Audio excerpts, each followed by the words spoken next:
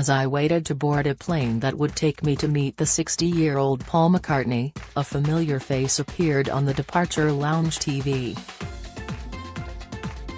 Yoko Ono was opening her murdered husband's childhood home as a National Trust museum, explaining why, in 2003, it finally deserved global recognition. The spirit that changed the world profoundly has been remembered in this familiar place. He was a uniquely brilliant man, she said. When the Barcelona-bound plane took off from Liverpool's recently named John Lennon International Airport, I looked down on the nearby council estate where the other half of that world-changing spirit had grown up. And I wondered why the Beatle, who couldn't have been more local to Liverpool's airport, didn't even have a baggage carousel named after him. Especially when Paul McCartney had put more back into his home city than the rest put together. He was the driving force behind the Liverpool Institute for Performing Arts, pumping £3 million into the project to save his old secondary school from decay in the hope it would give talented working-class kids a leg up in the creative world. He still teaches classes there and rarely misses a graduation ceremony. He was the one who wrote a classical oratorio about Liverpool, headlined its Capital of Culture yearbill and contributed to 2 number-one singles to raise funds for the Hillsborough families. And he was the one who regularly came home to show his kids, friends and partners how proud he was of his roots, as James Corden found out when McCartney's old haunts became the backdrop for his carpool karaoke ride and left the Late Late Show host in tears as they duetted to Let It Be. McCartney has been harshly judged by many as the Beatle who was cute in more ways than one. The one obsessed with money. The one who broke the group up. The one who wrote silly love songs not Imagine. Since the Beatles split in 1970, his every word, song and act has been measured against the global peace icon and working-class hero with whom he once wrote songs. A conflict pitched as the family man with the catchy tunes versus the hippie with the revolutionary vision. And when Lennon was murdered in New York in 1980, McCartney was doomed to be forever compared with a saint he could never hope to out-sanctify. Forever shaded by an assassin's bullet.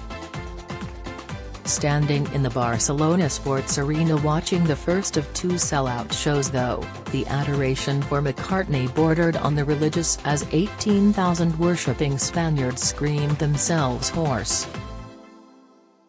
The female fans no longer left puddles of excitement at his gigs, as they did in the 1960s, but there was plenty of moisture in their eyes whenever he went into a Beatles song.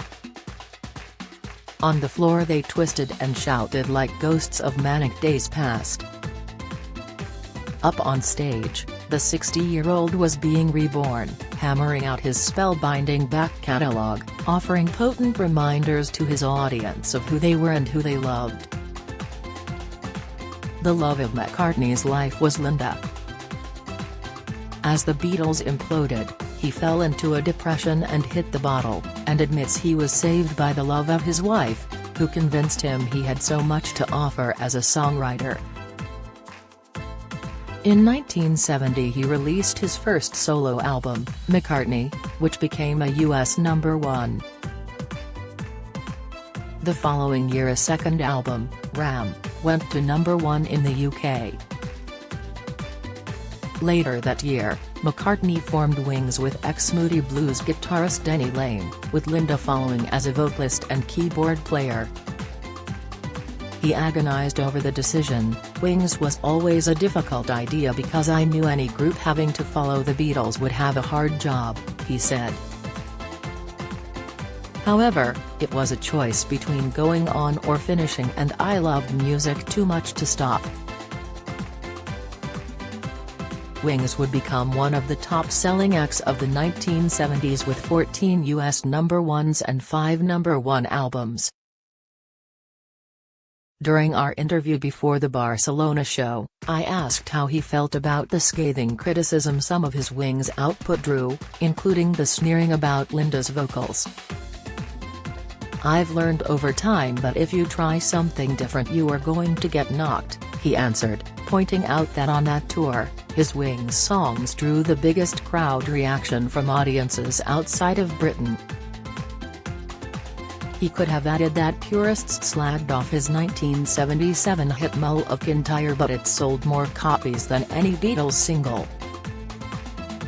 McCartney and Linda had a blissful marriage, spending a lot of time on his Scottish farm in Kintyre. When she died of breast cancer in 1998 at 56, McCartney was devastated and needed therapy to help me get rid of my guilt about wishing I'd been perfect all the time with her. In Barcelona, he told me that life had been tough for a few years following her death. But after touring again and marrying Heather Mills, who he met at the Mirror's Pride of Britain Awards, he felt back in the land of the living. He added, "I wake up every morning and think, nah, it's got to end, it can't go on, but it does." That sense of well-being would soon turn sour as he went through a nasty and expensive divorce with Mills after they had daughter Beatrice together. 3 years after their 2008 split though, he married his third wife, American businesswoman Nancy Chauvel, 18 years his junior, with whom he still happily shares his life. It was his relationship with John Lennon and the bad blood that spilled out after the Beatles split that I wanted to know about. He told me, "We had our fallouts over business. It was like a divorce and we bitched at each other. But, look, I'm the guy who knew him better than any other man. We slept together as teenagers, topped and tailed in millions of hitchhiking places. Thankfully, we got to be good friends again before he died. It would have been really tough for me to deal with if we hadn't." The most emotional part of our chat came when McCartney described how George Harrison's death, 15 months earlier, had been a shattering blow. He told me, "It was different from my mum and John and Linda going because their deaths were sudden and George had been ill for a while. But it was sad because I loved him so much. I'd just been through cancer with Linda and here I was going through it all again with a mate of 50 years. He wasn't my immediate family but almost. He'd always felt like my little brother. I knew George before I knew any of the others, before all that madness started, and I truly loved that man. I'm so proud to have known him." He took a breath, focused on a point in the distance and muttered, "What a lovely boy." "The last time I met him he was very sick and I held his hand for 4 hours.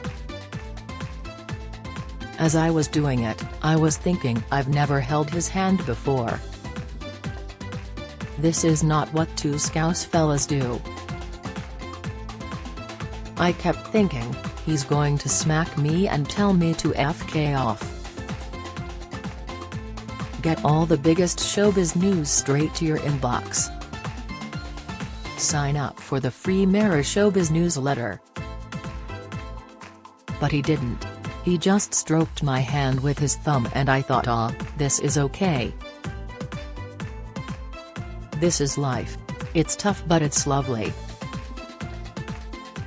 I asked him if, for someone who wants to come across as just an ordinary bloke, his huge wealth embarrassed him. At the time he was worth an estimated £700 million. Today, it's more like £1 billion. "Not at all," he replied. "When I left school I set out to get a job and earn good money if I could. I'm no different from anyone else. Some people think making all this money is uncool. I don't. I'm trying to do what I do to the very best of my ability. I'm not embarrassed if that means I earn loads. And the best thing about it is being able to help friends and relatives with health problems. That's the real buzz I get out of money."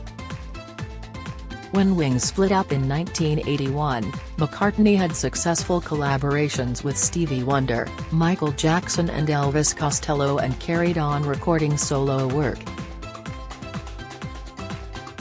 His 2018 album Egypt Station earned him his first US Billboard #1 in 36 years, and in 2020, the album McCartney 3 was released to worldwide acclaim. Tomorrow he turns 80 and next Saturday he returns to Glastonbury for the first time since 2004 as the festival's oldest headliner ever. He hasn't had a bad life. McCartney admitted that after his mother died when he was 14, he learned to put a shell around himself. That's why outsiders have found him hard to fathom over the decades. But he is basically a romantic soul, and the key to his music and personality is his relationship with the people he trusts and loves. At the end of our interview I told him I'd become emotional during that afternoon's soundcheck hearing him play My Love, the ballad he wrote to express his devotion to Linda. It was a song loved by my mum, who had died suddenly the previous year, and I told him it left me feeling choked. He seemed genuinely moved and said he would dedicate My Love to her in that night's show and I should think of her as he sang. I thanked him. And he replied, "You should never stop thinking about your mom, you know." I don't. Even though she went a long time ago. She's still here. They live through you and with you, our mums. Be proud of her. Happy birthday Macca. Here's to you taking life's sad songs and making them better for years to come. Do you have a story to sell? Get in touch with us at webcelebs@mirror.co.uk or call us direct at 0207 29 33 033.